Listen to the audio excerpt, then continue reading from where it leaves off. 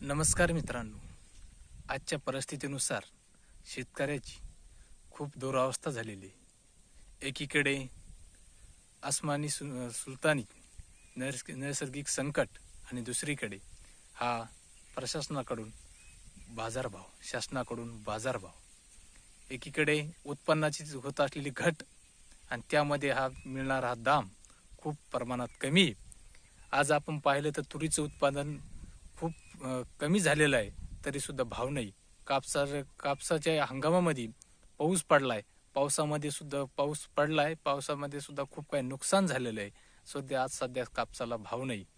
आज शेतकऱ्याने काय करावं हा मोठा प्रश्न सर्वसामान्याच्या समोर पडलेला आहे. आणि त्यामध्ये हे शासन खूप शांतपणे झोप घेत आहे असं म्हणायला हरकत नाही. कारण आज पाहिलं तर कापसाच्या प्रमाणात, याच्या प्रमाणात, तुरीच्या प्रमाणात खूप काही प्रमाण उत्पन्नात घट झालेली. खर्च वाढत चाललेला आहे, दिवसेंदिवस खर्च वाढत चाललेला आहे, पण उत्पन्न वाढायला तयार नाही.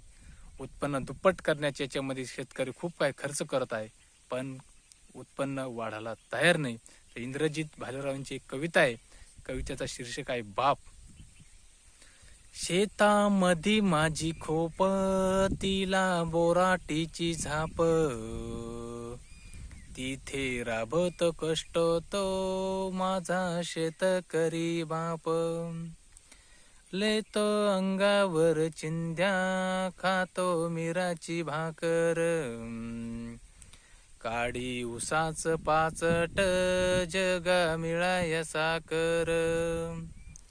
काटा त्याच्याच कापाई, त्यानं काय केलं पाप, माझा बाप शेतकरी उभ्या जगाचा पोशिंदा.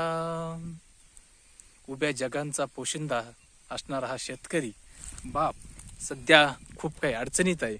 तर सरकारला नम्र विनंती की ज्याच्या हमी भाव जे शेतकरी पिकवतो, संपूर्ण जग त्याच्यावर पूर्ण अवलंबून आहे, त्या शेतकऱ्याला आत्महत्यापासून वाचायचं असेल तर त्याला भाव देणं ही अत्यंत, त्याच्या पिकाला भाव देणं अत्यंत गरज आहे.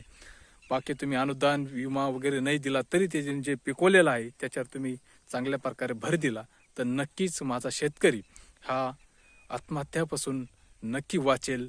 जय जवान, जय किसान.